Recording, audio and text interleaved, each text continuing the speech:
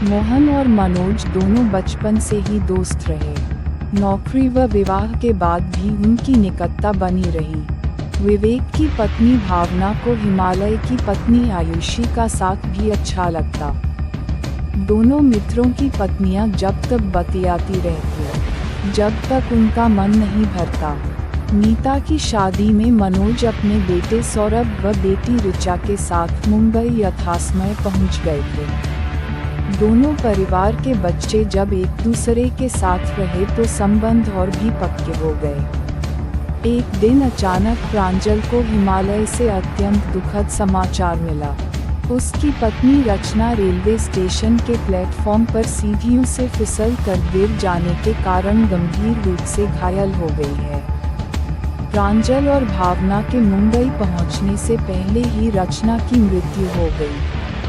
बचपन के मित्र के कष्ट को समझते हुए भी प्रांजल और भावना संवेदना के दो शब्द के अलावा कुछ भी समझा नहीं पाए।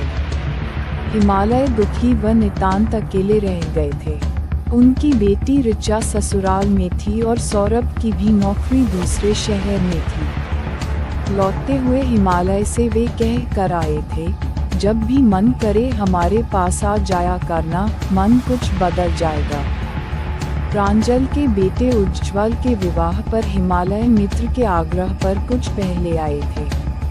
नीता और गीता के विवाह में वह पत्नी रचना के साथ आए थे। वे दिन आंखों के सामने बार बार आ जाते। प्रांजल और भावना उनके दुख को समझ रहे थे, अतः उन्हें हर तरह से व्यस्त रखने का प्रयास करते ताकि मित्र अपनी पीड़ा को कुछ सीमा तक भुला सके। बाद में हिमालय का मन अपने अकेलेपन से बहुत उचाट होता तो वह प्रांजल के पास ही आ जाते। मुश्किल से 2 साल गुजरे होंगे कि प्रांजल भी गंभीर रूप से बीमार हो गए और केवल 1 माह की बीमारी के बाद भावना अकेली रह गई। बेटियां और उज्ज्वल भावना को बारी बारी से अपने साथ ले भी गए, पर वह 3-4 महीने में घूम फिर कर दोबारा अपने घरौंदे में वापस आ गई, पति के साथ सुख दुख की यादों के बीच। उसे घर में हर तरफ प्रांजल ही दिखाई पड़ते। कभी ऐसा आभास होता कि प्रांजल किचन में उसके पीछे आकर खड़े हैं और दूसरे ही क्षण उसे लगता जैसे प्रांजल उसे समझा रहे हैं कि मैं तुमसे दूर नहीं हूँ भावना, बल्कि तुम्हारे बिल्कुल पास हूँ। और भावना चौंक पड़ती। भावना का अपने बच्चों के पास मन नहीं लगा। जब हिमालय ने यह सुना तो हिम्मत करके कुछ दिन का अवकाश लेकर भावना के पास आए। उन्हें देखकर भावना बिफर पड़ी। प्रांजल की यादें जो ताज़ा हो गईं, जब रचना नहीं रही और हिमालय आते तो प्रांजल बार बार भावना से कहते, मैं चाहता हूँ जो चीज़ें नाश्ते व भोजन में हिमालय को पसंद हैं, वही बने। जब तक वह हमारे साथ है हम उसकी ही पसंद का खाना व नाश्ता करेंगे।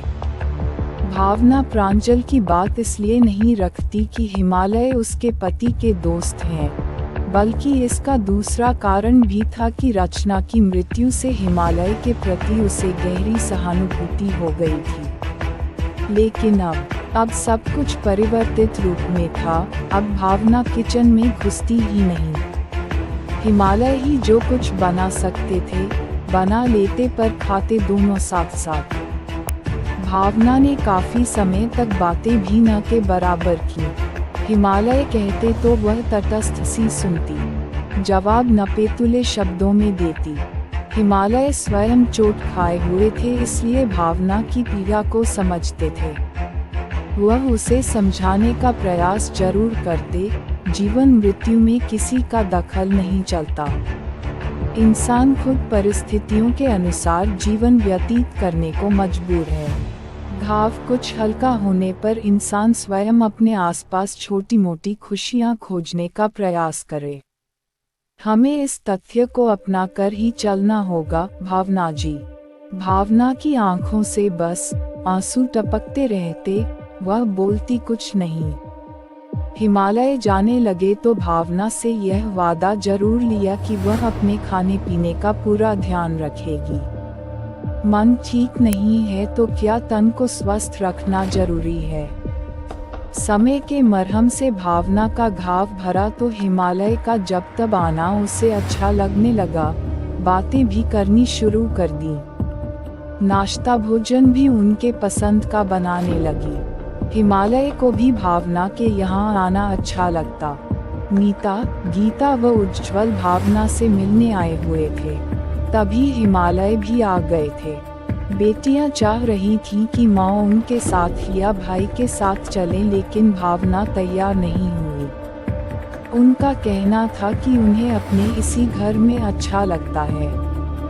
बच्चे माँ को समझ रहे थे, जहाँ उन्हें अच्छा लगे वहीं रहें। हाँ, उन्हें इस बात का अंदाजा जरूर लग गया था कि हिमालय अंकल के यहाँ रहने से माँ के मन को कुछ ठीक लगता है। अंकल बरसों से उनके पारिवारिक मित्र रहे हैं और काफी समय उन लोगों ने साथ साथ गुजारा भी है। नीता और उज्ज्वल सोच रहे थे कि हिमालय अंकल जितना भी माँ के साथ रह लेते हैं, कम से कम उतने समय तो वे लोग माँ की तरफ से निश्चिंत से रहते हैं।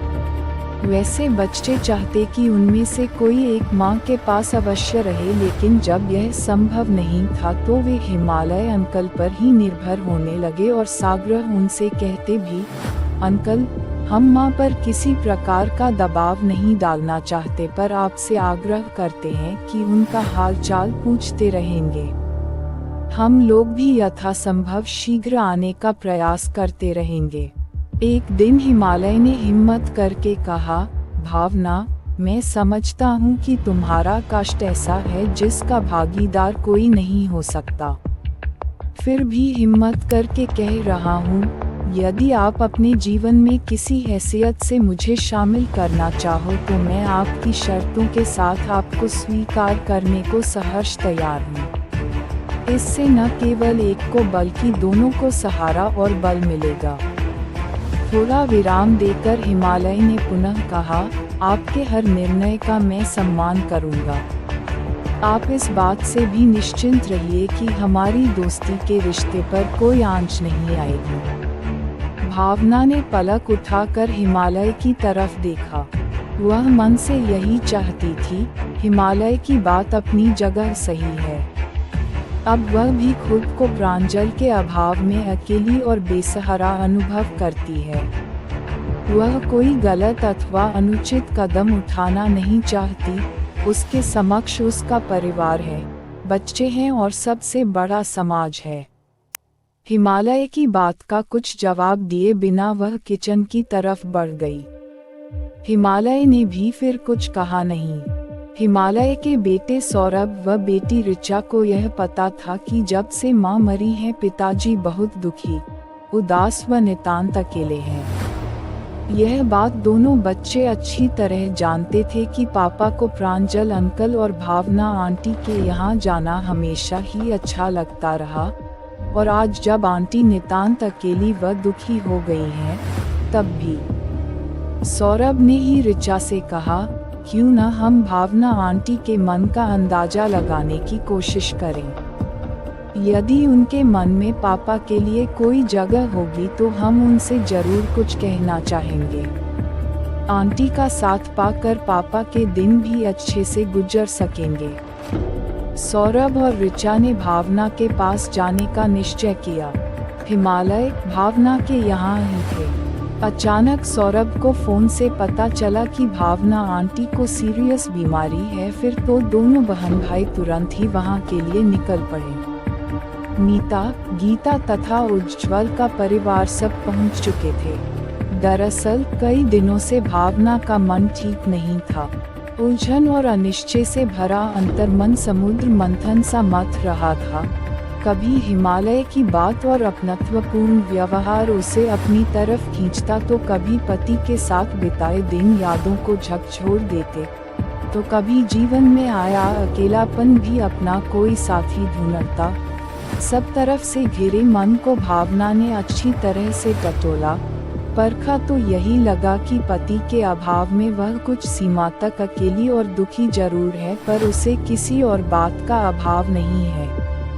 दूसरी बात, वह हर कदम अपने बच्चों और परिवार को साथ लेकर ही चलना चाहेगी।